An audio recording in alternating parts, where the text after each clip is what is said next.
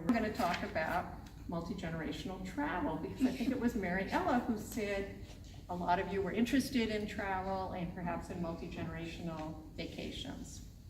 So that's our website, that's our email address. I have pad and paper if any of you want to write down your email address. I'd be happy to answer your questions, send you any more information. So multi-generational travel, it really is a big topic. Statistics are real. 31% of Americans, all Americans of all ages, traveled with children in their group last year. Great. And have any of you taken your grandchildren on a trip? Sure. Without the parents? Oh yes. Yes. Okay, really brave. That's fantastic. So I want to hear from all of you. Anyway, 40% of all the families that were surveyed, and they do it statistically so it sort of represents the population, are planning to do this in 2019. So that's what I wanted to talk about. This young woman who I know from Princeton, for her grandfather's 83rd birthday, the whole family went from New Jersey, North Carolina, and the state of Washington to Punta Cana for a vacation. So for them, it was a milestone that drew them there. This woman, Camila Toniolo, who some of you know, for years she makes it a point, as do her sisters, to all reunite at the old family homestead in the Piedmont region of Italy. So as they get older, there are more and more children and grandchildren, and there were 42 of them there for Christmas this year. What I want to talk about are the 5 mistakes to avoid if you are planning a multi-generational vacation. And I urge you all to plan one for sure, but these things should really be avoided. The first thing to avoid is that you assume you know everyone's interests and goals. No assumptions. You have to ask people what they're interested in doing, where they're interested in going, and what they hope to get out of their trip. The second one, ignore the easy way. The easy way out is a cruise or an all-inclusive resort, an escorted tour, where people do a lot of things for you. Don't ignore them. Don't think yours has to be customized. Don't think you're the only one who's ever gone on safari. There are a lot of really great options out there of people who have solved these things before you. Never discuss money. Who here is comfortable discussing money with your children? Oh, okay, you're sort of comfortable, good. Who here discusses money with their grandchildren? Really? You never talk about allowance, chores, no money? They're grown. Huh? Mine are grown. You're grown, and do you talk about money with them? Have I ever? Sure. But now? Well, ideas on investing and stuff. Okay, so that's a great opening. But what happens a lot with multi-generational vacations and family vacations is that often whoever initiates the idea, everybody assumes they plan to pay. And that's not often the case. So that's why I say don't make that mistake, but it's not polite to discuss money. You have to discuss money. Everybody will be much more comfortable. What about good behavior?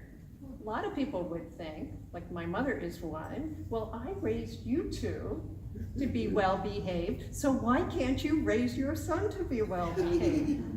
So again, behavior is a very important thing, and discipline to talk about when you're traveling together. And then compromise. I'm a very big proponent of compromise and consensus. I think these are very important. We all have different travel styles, and we'll talk about that. But when you're especially out of your comfort zone, like you'd be on a movie set if you were traveling, you have to find the common ground with everybody. That's what's going to make a fun vacation. Okay. Every age group has personal needs, and I'm not going to read the chart, but you can see, look at the one up on the upper left and the one down at the right. And if you notice, they all like naps, a place to play, and caregivers, right? It's something that those age groups have in common. Something like a Disney vacation. This is obviously Magic Kingdom at Christmas. All ages can get behind this. It's really a no-fail kind of vacation for most people, but most families will only do it once in their life. Maybe they have no interest, but it actually is fun. Babies and grandparents, as I said, they love naps and they love snack time. So again, if you're planning one of these vacations, make sure there's time for both during the day. teens and active grandparents. There are a lot of options that are great. Over there on, is it your left? Yes. That's a river cruise. There's a river cruise company called Tauk. They do a lot of cruises in Europe, and they always carry bicycles and things on their trips. They have an option either to get on a minibus to sightsee, or to bike there, or sometimes walk or hike. And so those are really fun vacations. Again, multi-generational, where all ages have something to do. On the other side is river rafting. Again, that's a great vacation, especially for maybe grandparents or younger people who have mobility issues, because you're traveling by river. The campsite is usually right at the shore, so it's easy to get around. So that's a good option for you.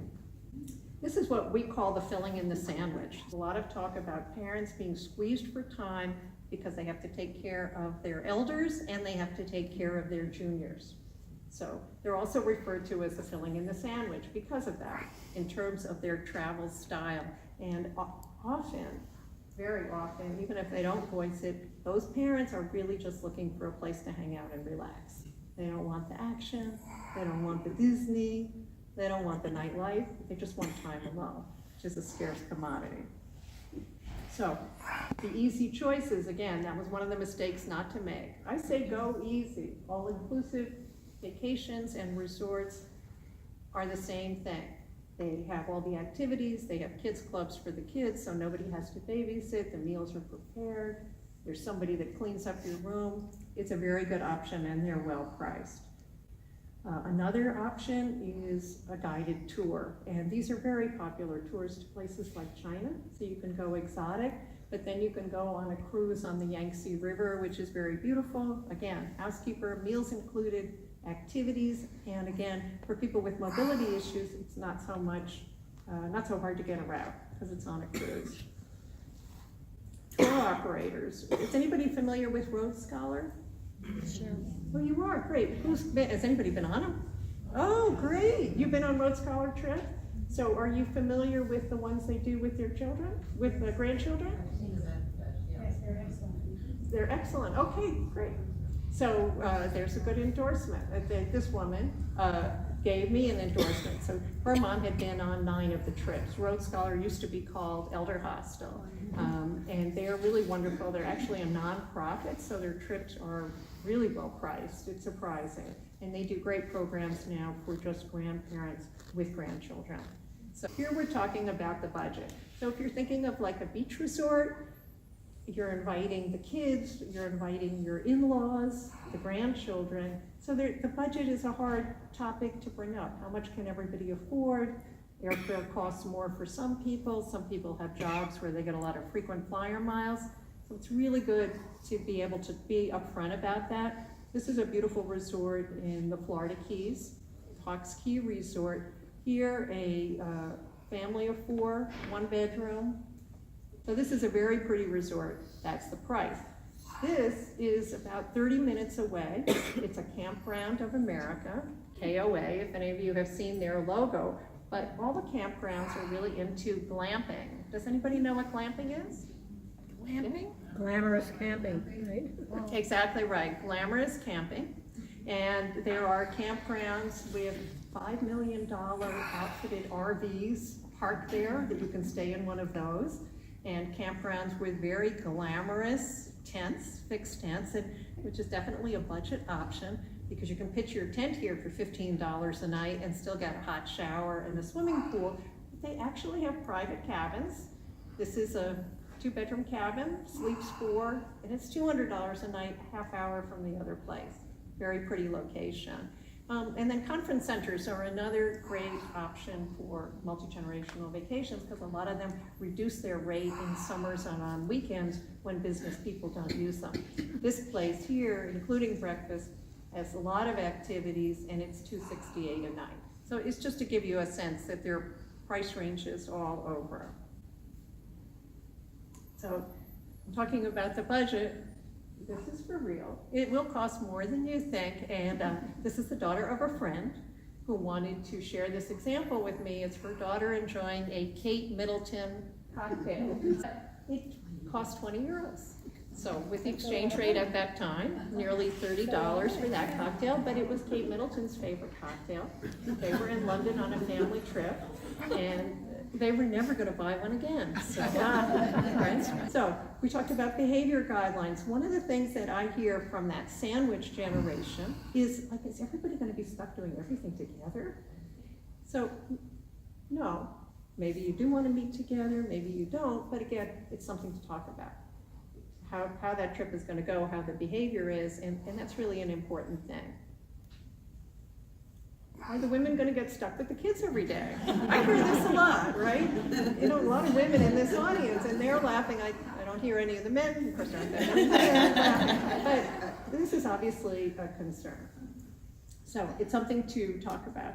What about grandparents, right? So when I talk to young parents, you know, they say, yeah, my parents invited me to go to Paris, and I don't know, I mean, I'm not gonna wanna do what I wanna do. My husband really wants to go.